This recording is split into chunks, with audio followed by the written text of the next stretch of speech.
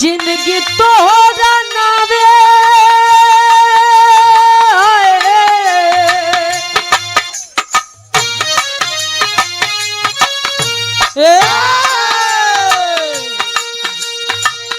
जिंदगी तोरा नावे शर्मीन हो गई जिंदगी तोरा नावे शर्मीन हो गई जिंदगी तोरा नावे शर्मीन हो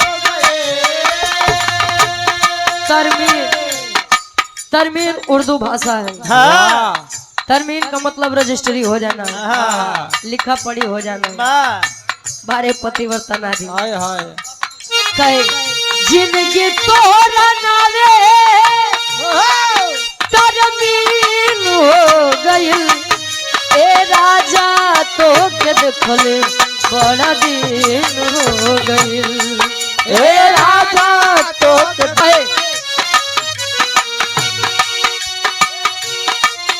ए राजा तो के देखले बड़ा दिन हो गई ए राजा तो के देखले बड़ा दिन हो गई ए राजा तो के देखले बड़ा दिन हो गई। कहे जिंदगी तोरा नामे तरमीन हो गई ए राजा तो के देखले बड़ा दिन हो गई। कहे तोहर याद सतावता हमरा के रोवावता तोहर याद सतावता हमरा के सतावता तोहर याद सतावता हमरा के रोवावता रही रही के सजिया पे हमके तड़पावता रही रही के सजिया पे हमके तड़पावता रही रही के सजिया पे हमके तड़पावता। कहे राजा हो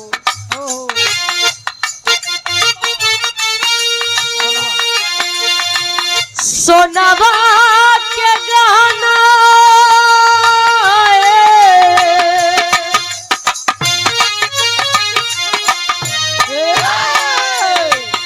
सोनावा के गहना कुलकीन हो गई सोनावा के गहना कुलकीन हो गए बाबा सोनावा के गहना कुलकीन हो गए सोनावा के गहना कुलकीन हो गई ए राजा तो के देखले बड़ा दिन हो गई हे राजा तो के देखले बड़ा दिन हो गई हे राजा तो के देखले। दुनिया वालों ने गाया जिंदगी इम्तिहान लेती है हाय जिंदगी इम्तिहान लेती है हाय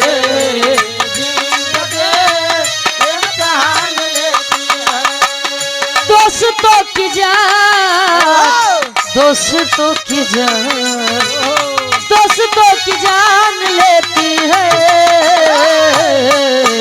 जिंदगी इम्तिहान लेती है हाय जिंदगी इम्तिहान लेती है हाय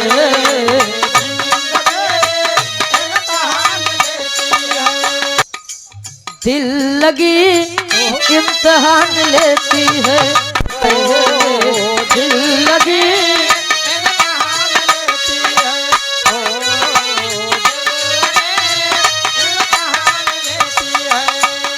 आशिकों की जान आशिकों की जान आशिकों की जान लेती है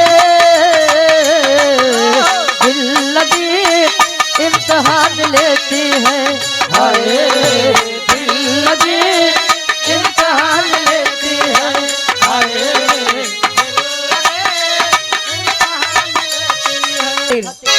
वो लड़का कहे माला तू याद न करेला हम भुलात नहीं तू याद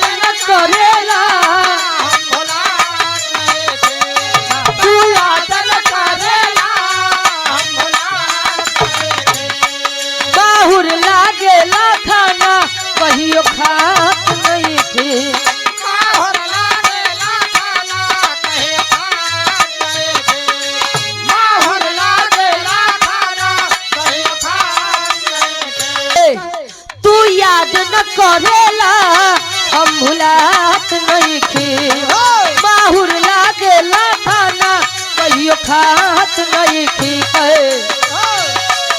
के गईला हमरा के बेसहारा के गईला हमरा के बेसहारा